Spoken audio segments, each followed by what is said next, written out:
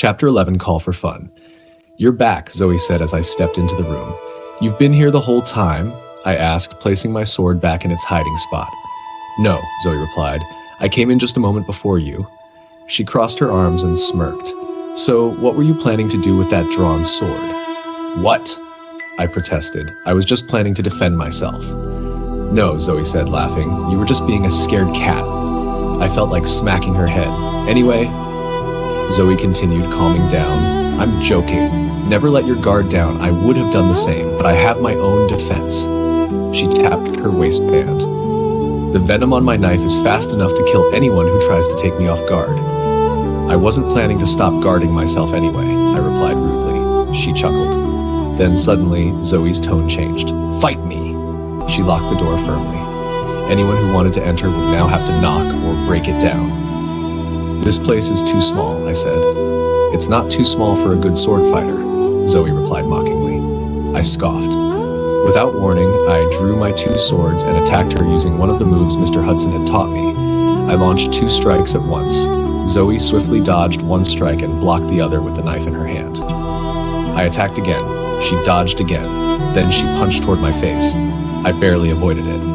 In a flash, she returned the knife to her waistband and began attacking with her fists. She didn't give me a chance to counterattack.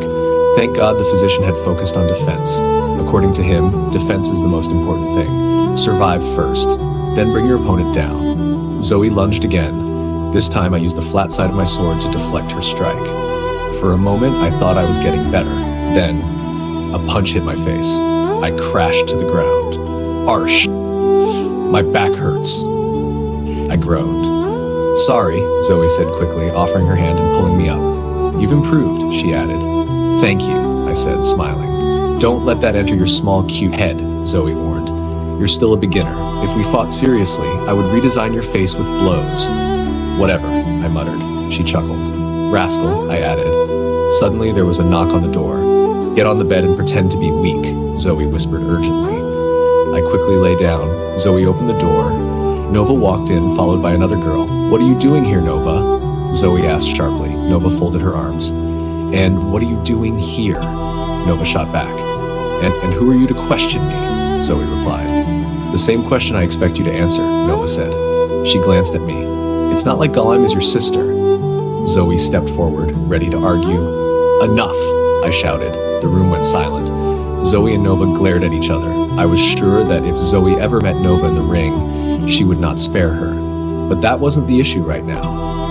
"Can't you two be friends?" I asked, even though I knew it sounded impossible. Zoe scoffed. "I can't, and you know that," she said. "You're just fortunate that I accepted you as my friend." I scoffed back. "It's not like I begged for your friendship, and it's not like you're so powerful that every slave is begging to be your friend." There was a pause. Zoe's expression softened.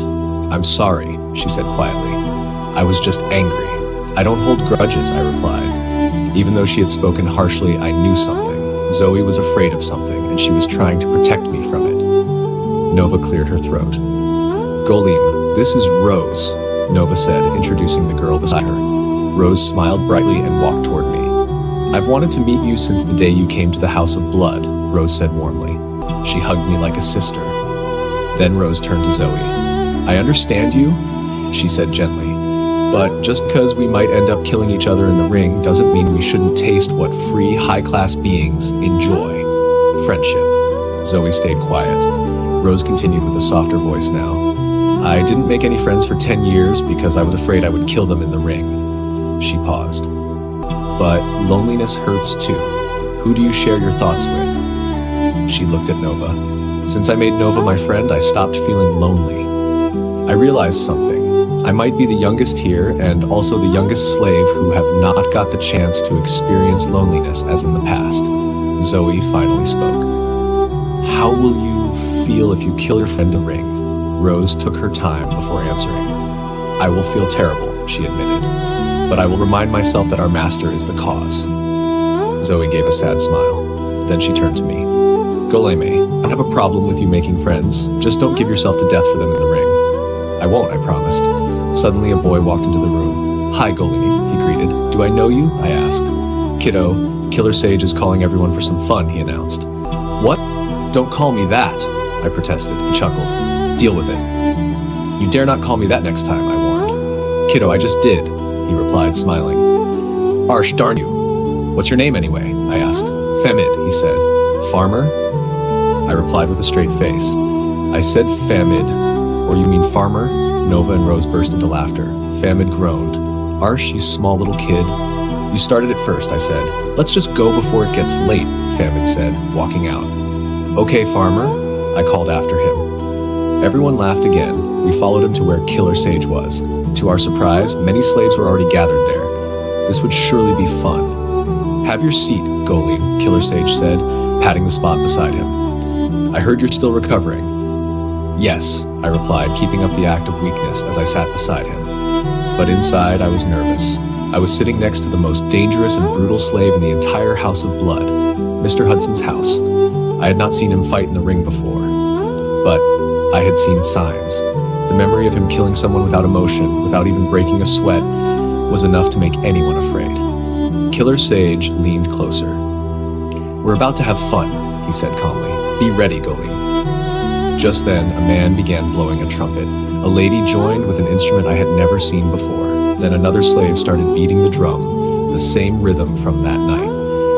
And what happened next shocked me to the bone. Protected under the Copyright Act 2025, reproduction or adaptation without permission is prohibited.